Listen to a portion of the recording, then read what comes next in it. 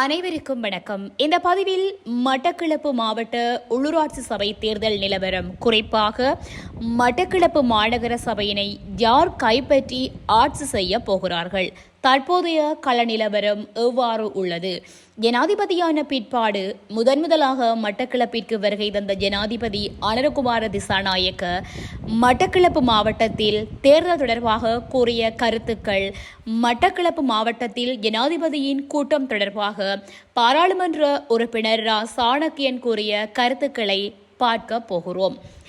20 வட்டாரங்களை உள்ளடக்கிய மட்டக்களப்பு மாநகர சபைக்கு புதிய தேர்தல் முறைமையின் கீழ் 34 தொடக்கம் 38 உறுப்பினர்கள் தெரிவு செய்யப்பட வாய்ப்பு உள்ளது. இதில் 20 உறுப்பினர்கள் வட்டாரங்களூடாகவும் ஏனைய உறுப்பினர்கள் விகிதாசாரத்தினூடாகவும் தெரிவு செய்யப்படுவார்கள். 20 வட்டாரங்களையும் ஒரு கட்சி கைப்பற்றினால் மாத்திரமே தனித்து ஆட்சி செய்ய முடியும். ஆனால் 20 வட்டாரங்களையும் ஒரு கட்சி தனித்து கைப்பற்ற முடியாது. சென்ற தேர்தலில் மட்டக்களப்பு மாநகர சபைக்கு மொத்தமாக 38 உறுப்பினர்கள் தெரிவு செய்யப்பட்டார்கள். இதில் 17 வட்டாரங்களில் வெற்றி பெற்று தமிழ் தேசிய கூட்டமைப்பு 17 ஆசனங்களையே பெற்றது. ஆனால் ஆட்சி அமைப்பதற்கு 20 ஆசனங்கள் தேவைப்பட்டமையினால் சுயேட்சை குழுவும் சில கட்சிகளும் ஆதரவு வழங்கியமையால் தான் ஆட்சி அமைக்க முடிந்தது. இந்த ஆண்டும் இதே நிலைதான் ஏற்பட போகிறது. யார் என்ன சொன்னாலும் மட்டக்களப்பு மாவட்டத்தில் தமிழரசு கட்சிக்கும் தேசிய மக்கள் சக்திக்கும் இடையில் தான் கடும் போட்டி நிலவ உள்ளது. குறிப்பாக மட்டக்களப்பு மாநகர சபையில் கடும் போட்டி நிலவத்தான் போகிறது. இதில் வேடிக்கை என்னவென்றால், கிழக்கு பல்கலைக்கழக சமூகத்துடன் தொடர்புடைய 2 கல்விமான்கள் போட்டியிடுகிறார்கள். அதில் ஒருவர் இலங்கை தமிழரசு கட்சி சார்பில் போட்டியிடும் டாக்டர் KE கருணாகரன்.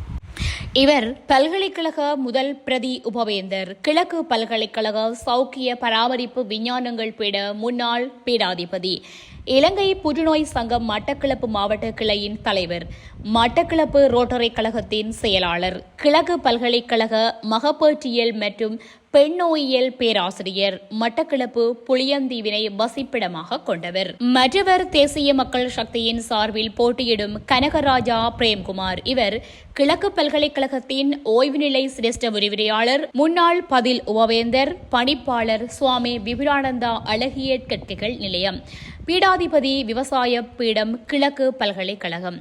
குறிப்பிட்ட இருவரில் ஒருவர் மாத்திரமே மட்டக்களப்பு மாநகர சபை முதல்வராக வரப்போகிறார்.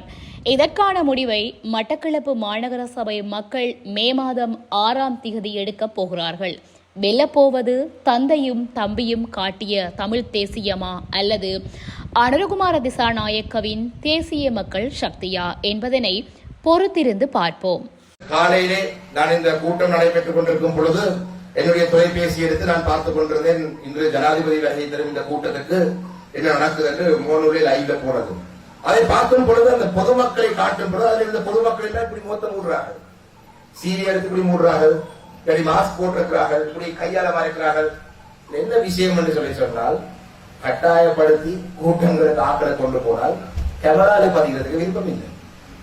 ஜனாதிபதியிட கூட்டத்திலே நான் சந்தோஷமாக சென்றிருந்தால் கேமரா என்னை பார்க்கும் பொழுது நான் சிரிச்சவுத்தர இருப்பேன். நான் என்னோட துண்டை எடுத்து மொத்த மறைக்க வேண்டும். இன்று ஜனாதிபதியுடைய கட்சிக்கு மட்டக்களப்பு மாவட்டத்திலே ஆதரவு மிகவும் குறைவாக இருக்கின்றது. எங்களுக்கு போட்டியே இல்லை. நான் கேள்விப்பட்டனால் I am not against politics, number one. As a government officer, we are in a low level, and also at the same time, from the childhood, we see that our parents and ancestors all have been supporting the Tamil parties.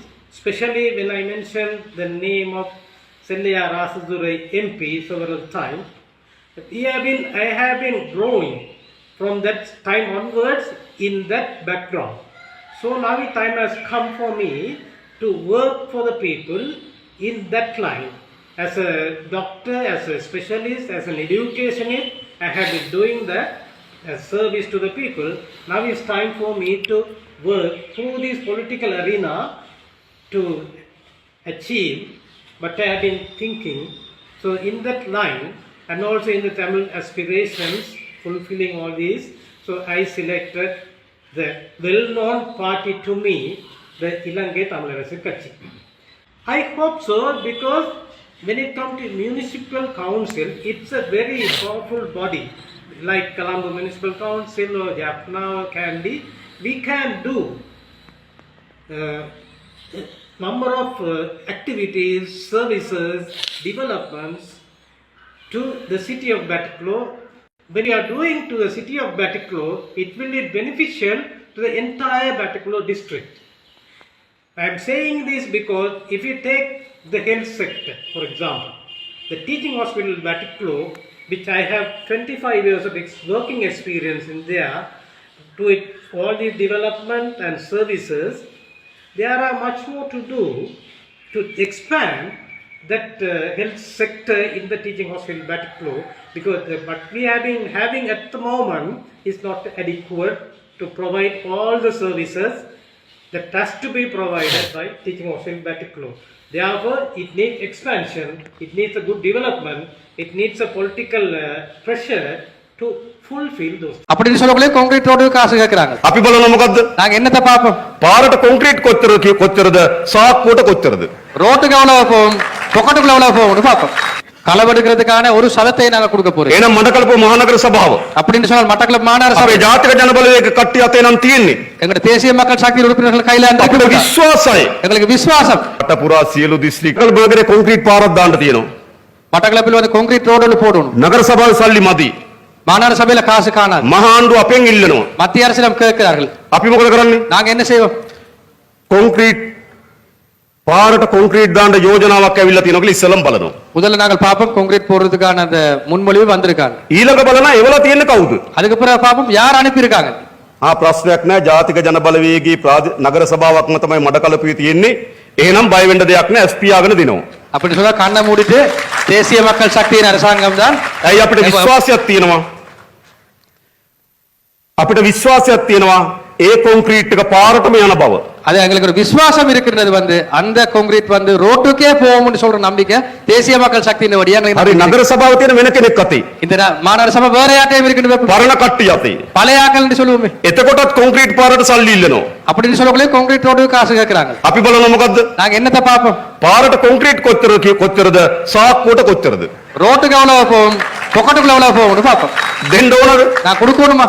මධ්‍යම ආණ්ඩුව හොරකම් කරන්නේ නැතුව සල්ලි ආරක්ෂා කරලා, மத்திய அரசாங்கம் வந்து களவெடுக்காம காசை வந்து பாதுகாக்குது. නාස්ති කරන්නේ නැතුව සල්ලි ආරක්ෂා කරලා, வீண் விரயம் செய்யாம பாதுகாக்குது. දේශීය ආදායම් දෙපාර්තමේන්තුව සතිපතා කැඳවලා ආදායම් උපයගෙන, வருமான வரி திணைக்களத்தை கொண்டு நாங்கள் வந்து சரியான வகையில் රේග දෙපාර්තමේන්තුව නිසිපතා කැඳවමින් ආධාර උපයගෙන நாங்கள் வந்து சுங்க திணைக்களத்தை கொண்டு நாங்கள் விசாரிச்சு අපි கொண்டு සල්ලි එකතු කරනවා. நாங்கள் காசை சேர்க்கிறோம். එකතු කරලා මඩකලපුව නගර සභාවට එවනවා நாங்கள் மட்டக்களப்பு மாநகர சபைக்கு அனுப்புறோம். හොරකම් කරන්න. இங்க களவெடுக்கு එවන්න ඕනද? நாங்க அப்படி அனுப்பணுமா? අන් තියනවද බලන්න ඕනේ එවන්න. உங்களுக்கு கொம்பு இருக்கான்னு பார்க்க එවන්නේ මතක තියාගන්න. நாங்க அனுப்ப மாட்டோம். හොරකම් කරන්න සතයක් මඩකලපුව නගර සභාවට මහා ආණ්ඩුවෙන් එවන්නේ. களவெடுக்கிறதுக்கான ஒரு சலத்தை நாங்க கொடுக்க போறோம். එහෙනම් මඩකලපුව මහනගර සභාව அப்படின்னு சொன்னால் மட்டக்களப்பு மாநகர අපේ சபை ජාතික ජනබලවේග කට්ටිය අතේ නම් තියෙන්නේ. எங்களுடைய தேசிய மக்கள் சக்தி உறுப்பினர்கள் கையில அந்த අපිට විශ්වාසයි. எங்களுக்கு விசுவாசம். යෝජනාව ඇස් පියාගන්න අනුමත කරලා සල්ලි වන්න පුළුවන්. සතයක් හොරකම් කරන්නේ නැති නාස්ති කරන්නේ නැති නගර සභාව. கண்ணை மூடிக்கொண்டு நாங்கள் வந்து காசை கொடுக்கலன்னு சொல்ல களவெடுக்க மாட்டாங்கன்னு சொல்ற விசுவாசம் அங்க இருக்கு. එහෙනම් හැදෙන්න ඕන මොන නගර සභාවක්ද? அப்படி சொல்ல என்ன மாதிரி நகர சபை இருக்கணும்? ආණ්ඩුව හොරකම් කරනවා. மேல வந்து ආණ්ඩුව හොරකම් කරන්නේ மத்திய அரசாங்கம் களவெடுக்கிறேல නගර සභාව හොරකම් කරනවා. நகர சபை களவெடுக்கும். ආණ්ඩුව නාස්ති කරන්නේ නේ. மத்திய அரசாங்கம் வீண் விரயம் செய்யாது, නගර සභාව නාස්ති කරනවා. நகர சபை வீண் விரயம் செய்யும். එහෙම නගර සභාවක් හදලා වැඩක් නැහැ නේ. அப்படி நகர சபையை உருவாக்கி வேலை එහෙනම් හදන්න ඕන මොකද්ද? அப்படின்னா என்ன செய்யணும்? ආණ්ඩුව හොරකම් කරන්නේ மேல அரசாங்கம் களவெடுக்காது, නගර සභාව හොරකම් කරන්නේත් නැහැ. நகர சபையும் களவெடுக்காது. ආණ්ඩුව නාස්ති කරන්නේ නැහැ. அரசாங்கம் வந்து வீண் விரயம் செய்யாது, නගර සභාව නාස්ති කරන්නේත් නැහැ. நகர சபையும் வீண் விரயம் செய்யும். ආණ්ඩුව ජනතාවගේ වැඩ කරනවා. அரசாங்கம் மக்களுடன் வேலை செய்யும், නගර සභාව ජනතාවගේ වැඩ කරනවා. நகர சபையும் மக்களுடன் வேலை செய்யும். අන්න එහෙමනම් හදන්න ඕන කාගේ නගර සභාවක්ද? அப்படின்னு சொல்லக்குள்ள வந்து என்ன மாதிரி ஒரு நகர சபை உருவாக்கணும்? ඒකට හදන්න ඕනකම තිබෙන්නේ அதுக்கு உருவாக்க வேண்டிய தேவை ජාතික ජනබලවේගයේ නගර සභාවක්. தேசிய மக்கள் சக்தி நகர சபை. ඒ නිසා ගොඩක් කතා අවශ්‍ය නැහැ. அப்படின்னா நிறைய கதை தேவையில்லை. ආණ්ඩුවට සමාන්තරව அரசாங்கத்துக்கு சமாந்தரமாக ආණ්ඩුව වැඩ කරනකොට அரசாங்கம் வேலை செய்யக்குள்ள නගර සභාව කකුලෙන් අදිනවා. நகர சபை வந்து கால்ல இழுக்கு. එහෙම නගර සභාව හදන්න එපා. அப்படி காலை பிடிச்சு இழுக்கிற ඒ නිසා මේ මඩකලපුව දිස්ත්‍රික්කේ ஆகவே மட்டக்களப்பு மாவட்ட නගර සභාව நகர சபை ප්‍රාදේශ සභා பிராதேசிய சபை මේ ඔක්කොම බාර වෙන්න ඕන. இந்த எல்லாத்தையும் நான் ජාතික ජන බලවේගයට කියලා අපි ඉල්ලනවා. தேசிய மக்கள் சக்தி கொடுக்க சொல்லி நாங்கள் கேட்கிறோம். විශේෂයෙන්ම යුතුයකමක් තියෙනවා මඩකලපුවට. விசேடமான ஒரு ஒரு ஒரு தேவை இருக்கின்றது. පෞගිය මහචන්දදී கடந்த பொது தேர்தல்ல ප්‍රතිඵල ලැබෙන්නේ මොකක් නිසාද? நான் சொன்ன அந்த முதல்ல சொன்ன எல்லா பிரதிபலனும் ஏன் கிடைக்கிற අනිත් දිස්ත්‍රික් වලින් අපි දිනවපු නිසා. நாங்கள் எல்லா மாவட்டத்திலையும் வெண்டபடியா දැන් එනම් සාධාරණ ඉටු කරන්න තියෙනවා. அப்படினால இப்ப வந்து அந்த ஒரு ஒரு நியாயத்தை வந்து உறுதிப்படுத்தணும். හරි මහචන්දදී අපි ආවේ නෑ. හා நான் வரையில சொல்லுவோமே வந்து பொது தேர்தல்ல අපි කරන වැඩ ගැන සැකයක් තිබ්බා. හා நாங்கள் செய்யற வேலை தொடர்பா உங்களுக்கு ஒரு சந்தேகம் இருந்தது. රට පුරා සියලු දිස්ත්‍රික්ක இலங்கையில எல்லா மாவட்டத்திலையும் ජාතික ජන බලවේගයේ කොඩිය ඔසවනකොට தேசிய மக்கள் சக்தி வெள்ளக்குள்ள මඩකලපුවේ කොඩිය ටිකක් යටින් තිබ්බේ. மட்டக்களவுல வந்து கொடி கொஞ்சம் கீழாண்டு இருந்தது. හරි නෑ නේද ඒක? அது கொஞ்சம் சரியில்லை தானே. මොකද හිතන්නේ? என்ன நினைக்கிறீங்க? ඒක හොඳද? அது நல்லமா? මං අර කලින් කියපු ඔක්කොම පොතේලා මොකක් වෙයිද කියලා හිතා ගන්න බැරුව හිටියා. என்ன நடக்க போகுதுன்னு சொல்லி உங்களுக்கு சந்தேகம் இருந்தது. මහචන්දට කමක් නෑ.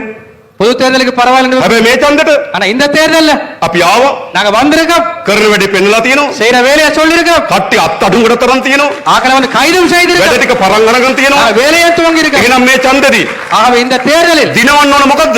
யாரை வெல்ல வைக்கும்? ජාතික ජන බලවේගයට தேசிய மக்கள் මේ சக்தி. මඩකලපුව දිස්ත්‍රික්කේ இந்த மட்டக்களப்பு மாவட்டத்தில் සියලු ප්‍රාදේශ සභා නගර සභා බාර දෙන්න කියලා මං ඉල්ලමින් එල්ලා- නතර වෙනවා. බොහොම ස්තුතියි හැම දිනාටම.